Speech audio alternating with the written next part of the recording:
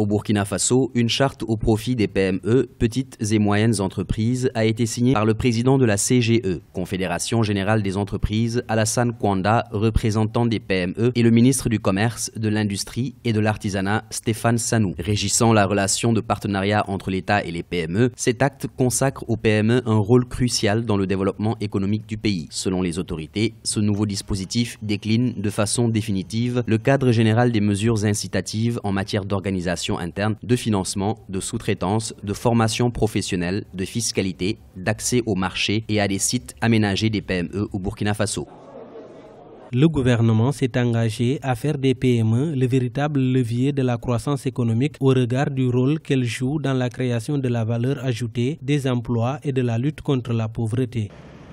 Attendue depuis plus de 8 ans, cette charte constitue ainsi un véritable soulagement pour les chefs d'entreprise au Burkina Faso. D'après le président de la CGE, la charte en question devrait permettre aux PME de bénéficier d'une large gamme d'avantages qui va du financement aux services non financiers, comme par exemple la formation. De plus, il est préconisé que l'État passe 15% de ses commandes publiques par an aux PME. Si vous avez autant d'entreprises qui peinent à avoir des débouchés, parce que la commande publique représente quand même beaucoup de marchés, beaucoup d'argent dans l'économie nationale. Donc si vous avez des petites et moyennes entreprises qui ont du mal à trouver des débouchés au niveau de la commande publique, il va sans doute qu'il y aura un coup forcément sur l'emploi. Donc vous savez qu'actuellement, la question de l'emploi des jeunes, la question de l'entrepreneuriat sont des questions qui préoccupent beaucoup les autorités. Les PME occupent au moins 80% du tissu économique du Burkina Faso.